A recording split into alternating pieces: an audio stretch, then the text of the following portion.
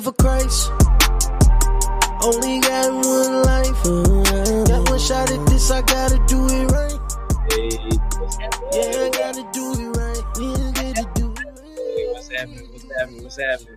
Oh, it is my favorite day of the week. All right, it's Wealthy Marriage Wednesday. Hello, everyone. Hey, what's happening? All right, so I'm excited about today. Yes, We get to talk about one of my absolute favorite things. yes, and it's gonna be some good stuff, y'all. So we getting our Take the phones out, opportunity. That's right. Get your phone out. sharing, we're live. Share. Make sure that You y'all share. can see me sharing. I want y'all to see it. This is real time. Yep. This is real time. We're sharing this broadcast because we're about to talk about going to the bank. Yes. This is what we're about to talk about. Going to the bank. Bank. Something like this. Y'all see that? Getting bank ready. That's the topic of the day, is getting bank ready. If you have not gotten every single piece of money that you thought you were supposed to get, then we are going to help you with that today. We're going to be talking about getting bank ready. And that's more than just like a credit situation. We're talking about getting bank ready today. Come on in, y'all. We got Come on in. We got the Share sauce. the broadcast. We got something special. We're going to be talking about getting bank ready. Yes. Now, banking is really important to us. It because really is. when we understood and finally really got the value of banking, Yeah. it really changed everything in terms of being able to invest and being able to, acquire assets and like buy real estate stuff.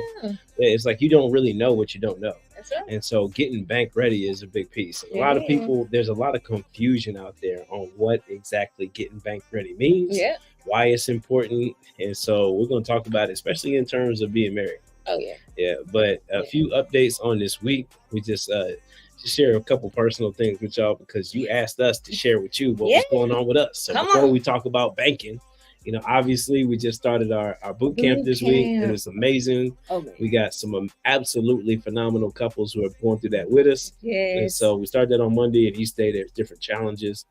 So this week they're working on getting a really dialed in vision, and then also taking some assessments, communication assessments, personality assessments to see how each other do with business communication. So I'm big up to all you who part of the boot camp. And we're going to have more in the future, but big up to the ones who in it. Now also this week we've got a property under contract. Yes. And it's one of the ones that you just really like. It's like a brick. Because we like single family homes. Some of you like multifamily. Some of you like small multifamily. Some of you like big, Airbnbs and midterms and historical houses and all kinds of stuff. What we like is your plain old working family, single family houses that, can go to a homeowner one day and something that, people want to love and live in. But we got one. It's all brick. It's really nice. We like it. It matches our criteria, y'all. You heard us talk about criteria. We saw it. We didn't even look at it. Nope. And we put a contract on it. Yeah. So that's why knowing your criteria, what you're looking for, is important. Yeah. And then also we were bank ready. Yeah. And so that's what kind of leads into the conversation today. Yes. It's like we had a property that we know there were multiple offers on. Yeah. But we were the first ones to make an offer. Yeah. And because we were able to do it sight unseen. Yeah. And the reason why we had that kind of confidence because we was bank ready.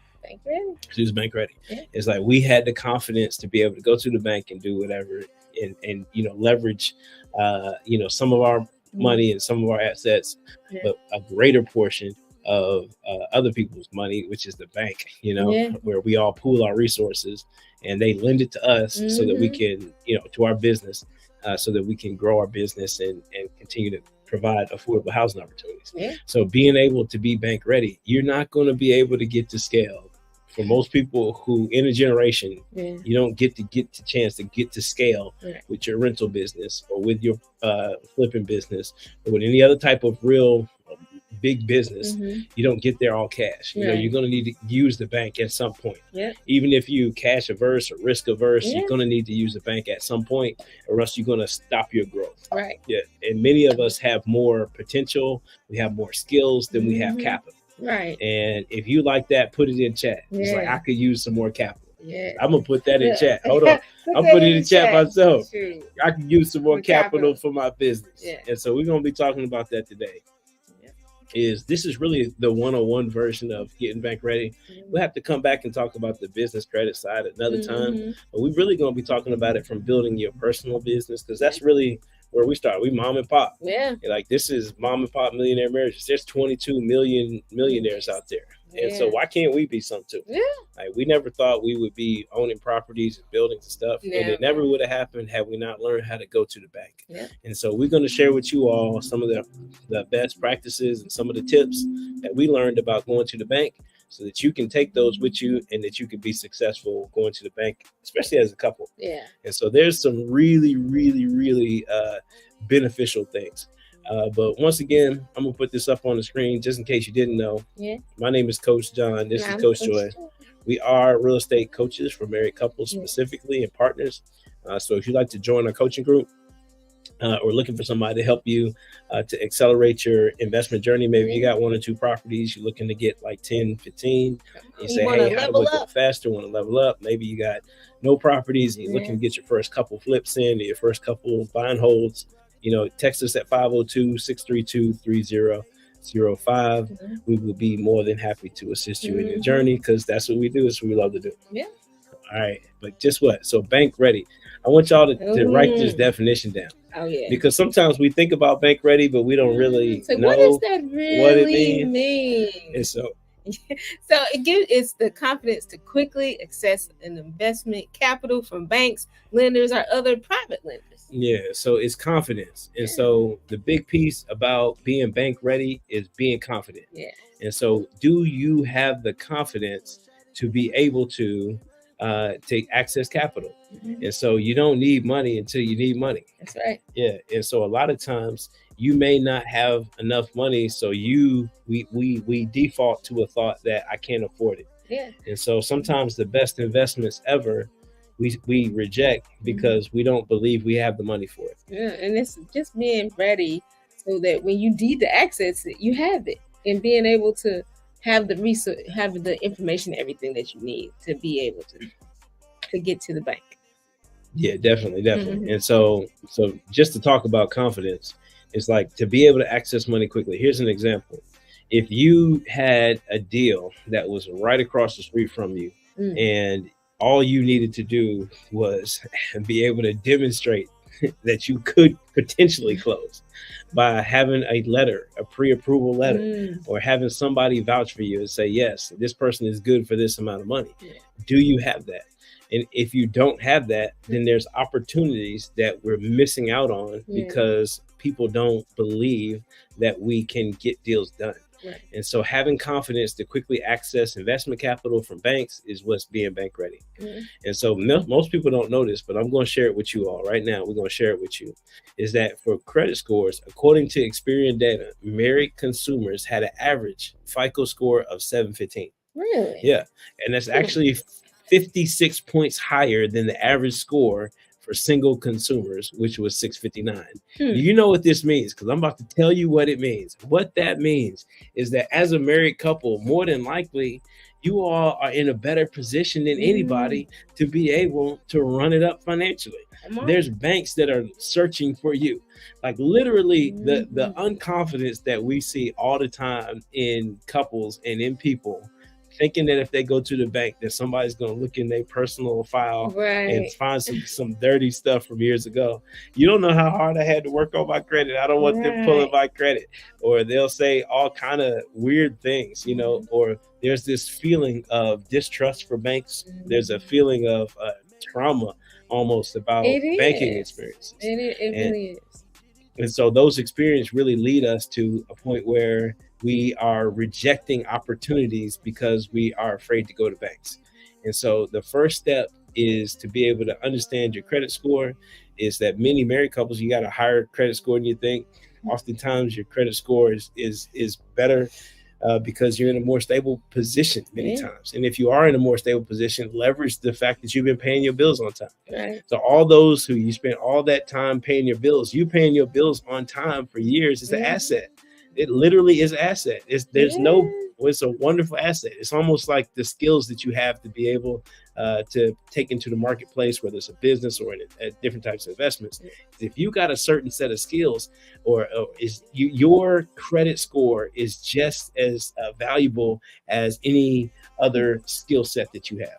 And so you being a person who is known for integrity and being able to be known for a person who's going to pay you back is critical. Like for us, as a married couple, when we first got started, our credit was all kind of funny. I mean, it was funny. And it was funny for no reason too. It wasn't like we had a whole bunch of craziness on there. It was just like old medical bills that we never paid attention to, or like some apartment just decided that we owed them some money or something crazy like that.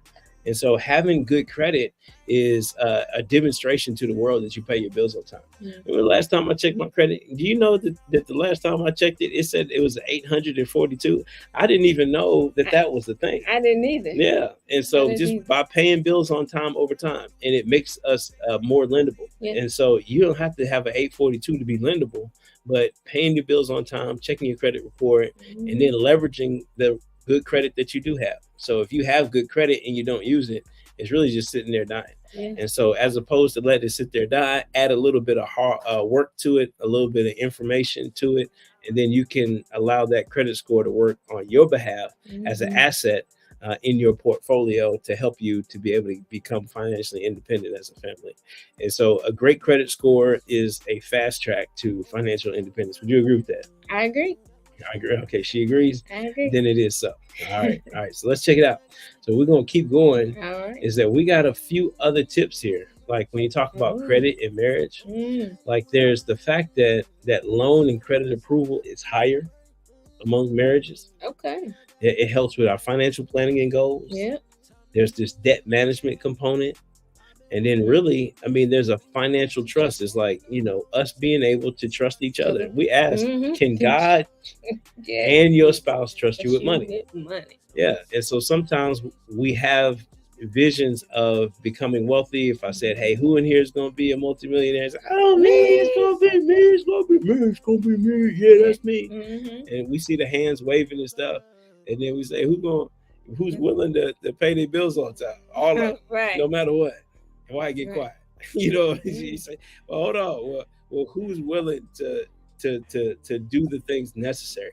And so one of the things necessary is to examine and to follow up on our credit and to be really good about that. But we're going to talk to you today about a very specific thing that's going to give you a little bit of an edge over other people who credit for credit is the same, but they don't have this.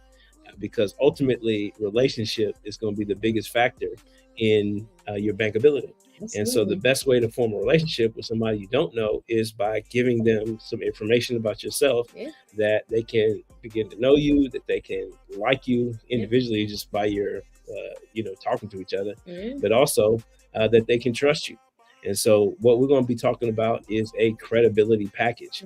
And so this is the thing that's going to make you bankable. Now, in our coaching program, we go way more in depth in this, but we wanted to give you a few highlights about something that's going to help you to be able to become confident when you go to the bank, to be able to access capital. And that's by having a credibility package. And if you haven't heard of a credibility package is in real estate it's like your resume. It shows the bank why they should trust you. And so whenever you're going to the bank, instead of just going in and you hit them more, hey, let me talk to somebody about a loan. That's how you say it. Right. That's what I did. You have to be talking to somebody about a loan. Then you go sit down. And then they start using all these terms and stuff. And then you don't really know. So you just start agreeing with things you don't really agree with. And then they sell you, oh, well, you need to talk to this other person. Then you get frustrated. You just don't go back. I don't think that's really how you start off finding a relationship with somebody, right? Yeah. So the best way to start is to be able to come in prepared, have an idea of who you are, even if you don't know what you want, but there's some things you can put together to share with them who you are, a little bit about what you're wanting to do, so that it's going to basically make you look like the person who showed up to the interview at McDonald's, but they showed up with the full suit on and they showed up with the tie, and they showed up early, and they was ready to go. It was overly impressive. And so that person also had a 1.5 GPA, and they like to smoke weed 5 times a day, whatever. But at the end of the day, they got the job because of the way that they showed up and presented themselves. Although the A student, you know, who went in there just kind of didn't show up the same way. So talking about what up, you know, so this is the opportunity to be whoever you are, whatever your credit status is, whatever your experience is. You can come in and highlight the things you do have in a very meaningful way. And it really does make a difference when you're dealing with banks. It's not just all credit reports and not just all, you know, your background and things like that. And so if you look here, then, which is a beautiful thing, is we need the credibility package because it proves our financial stability. It shows our experience. It highlights the potential of the investments. And ultimately, it really builds trust. And no matter what anybody tells you, trust is going to be the number one factor to, you know, the people relationship and trust. Ultimately, is going to be the biggest factor when it comes down to having good access to capital and then being confident that you're going to be able to get deals done. Sure. And so we're going to share with you a little bit about what goes into it, and I will show you with some stuff we put into ours that we thought you might like it. And so one of the things we put into ours personally is we put our core values in there. And I know it might sound like a silly thing, but when you are able to put in things about yourself that they wouldn't otherwise know, it really highlights some things that helps them to see what your character is and how you prioritize things. As a couple though. As a couple. So, you know, we obviously got our good banking picture right there. They say, I ain't never seen John in a suit. Well, now you have when I go to the bank. I'm gonna have this suit. No question. And so our core values: tell the truth even when it hurts. These are really our core values. So hopefully you can borrow ours if you like. Integrity. Doing what's right when nobody else would, even if you did it wrong. So nobody would know if you did it wrong, but you still decide to do it right. And being a lifelong learner, that's important to us. So people know that we're always getting better. And that attitude reflects leadership. And so that Joy and I, you know, we consider ourselves, you know, people who are worthy of people coming with us on the journey. And so because we're gonna have a good attitude, and then it's better together. And so partnerships is a big part of what makes us our values. And our yes is yes, and our no means no, because we always keep our commitments. Like we don't ever fall through. It's like we say something, we do it. That's a fact. So put in your core values, you make yours, write them out, throw a picture of yourself into your credibility package, and you'll be glad you did. Always say, like, hey, here's the purpose, like here's the mission and the purpose. This is ours, what we put together, which is really about telling the truth. It's like we like to buy houses in our own area that we live. We like to make them nice, really nice, and then, you know, make sure that they stay affordable. And so we're really kind of passionate about that. And then rebuilding our neighborhood. And so whatever it is that we like to do, houses that have been vacant for a while and fix them up. And some other people have different things that they like and things that they do. Well, use yours. But whatever it is, add that to your credibility package. It's going to help you to be able to show what you do.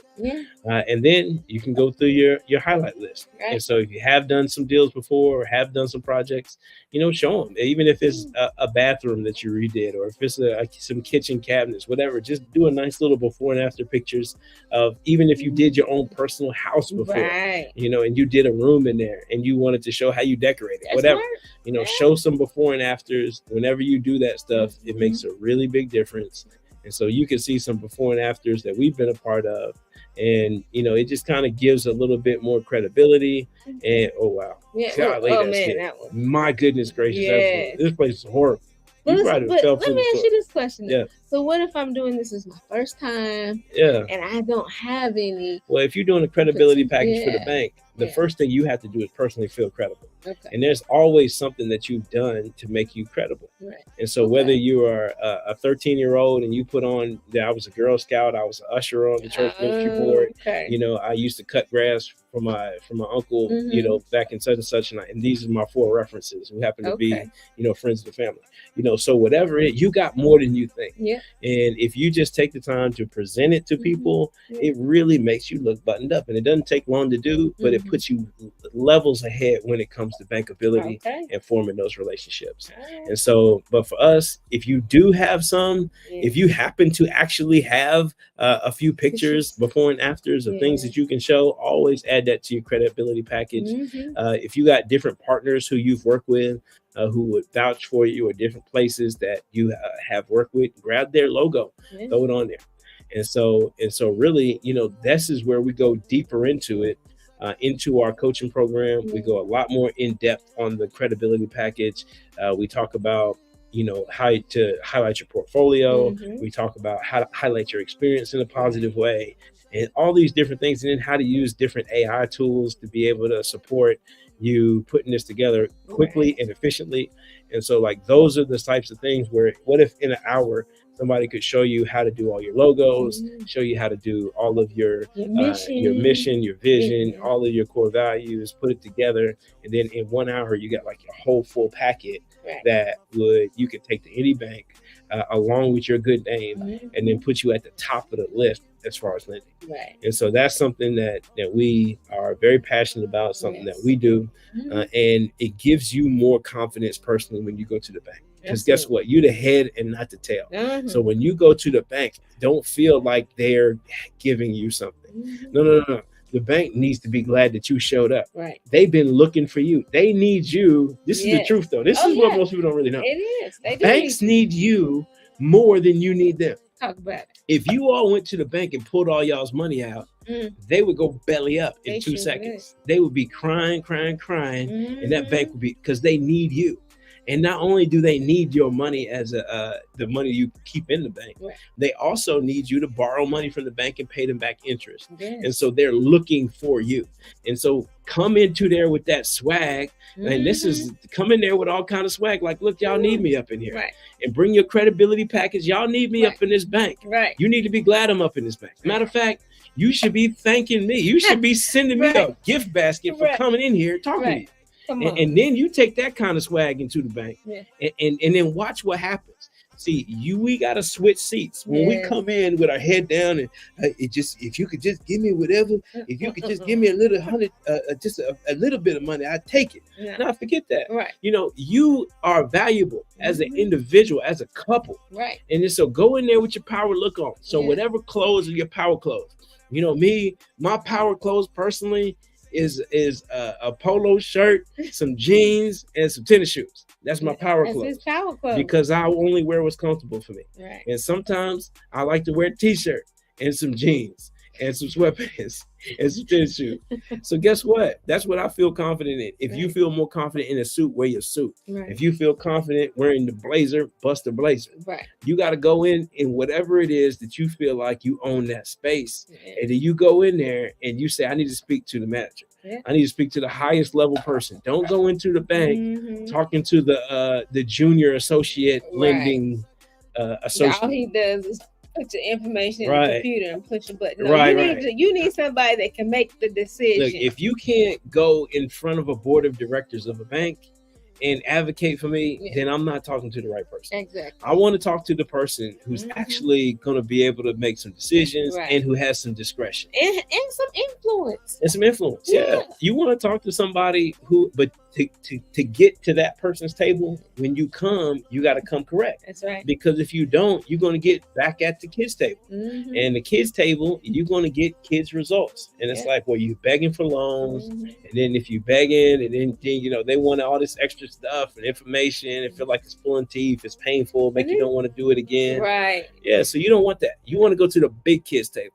So you want to be talking to like bank VPs plus, you know, and so go in there, Make sure you got your stuff buttoned up. Bring your swag. Bring your credibility package. Yes. Already have your credit report printed out. You know, have it just sitting there with the score on it. Yeah. So when you walk in there, you've got this packet of information that says, hey, I got my stuff together. Right. And then you start interviewing them. Right. And you start saying, okay, well, what kind of loan products do you have? Right. Oh, really? And then you start going in more depth. And then as they start selling themselves to you, they're really fueling you up. That's the best education you ever get in banking, is going to multiple banks and shopping those banks. Yeah. And so here is a few common errors when it comes to banking. So we're going to give you some errors, some things not to do. Yeah. Do not go to a large bank. No. Like your Bank of America, Chase Bank, Wells Fargo. I hate to be like this, and I'm not disrespecting. I got accounts at large banks. We just do. But look, from a lending standpoint, they ain't really worried about investment purposes. I'm telling you, they're not worried about you. And they too corporate. So the person you're talking to, the highest level person you're talking to, is the junior associate lending intern or whatever, you know, the person at the desk. You know, you ain't really talking to somebody. They got so much structure and rigor that they can't really make a good decision. Right. And so, and they need way more paperwork and blood samples. Oh my goodness. And so it's not worth, the juice isn't worth the squeeze. Right. You want somebody who understands your local market, understands business, and wants to have relationships in your community. Right. So you're going to look for local banks. So rule number one, for lending sake and being bankable, if you a mom and pop style business and you under, I would say if you under, you know, 20 million or so, you know, you probably pretty good staying at your local banks. Right. If you want to go into the non-figure range, yeah, you probably gonna need some Chase banks or whatever. Yeah. But for most of us, Bank of America, whatever, you know, you good with our local banks. And then also, here goes the next one. Okay. This is a significant. I'm about to give it to him.